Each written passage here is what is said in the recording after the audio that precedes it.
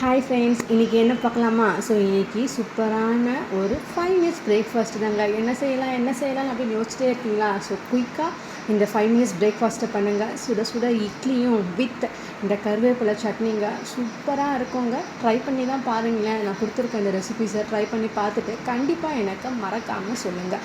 So இந்த மாதிரி ரெசிபீஸ்லாம் உங்களுக்கு வேணும் அப்படின்னா கண்டிப்பாக என்னுடைய சேனலை சப்ஸ்கிரைப் பண்ணி வச்சுக்கோங்க ஃப்ரெண்ட்ஸ். கண்டிப்பாக டெய்லி என்ன பிரேக்ஃபாஸ்ட் பண்ணணும், என்ன லன்ச் பண்ணணும், என்ன டின்னர் பண்ணணும் அப்படின்னு உங்களுக்கு டவுட்டாக இருந்ததுன்னா என்னுடைய சேனலை கண்டிப்பாக சப்ஸ்கிரைப் பண்ணி வச்சுக்கோங்க.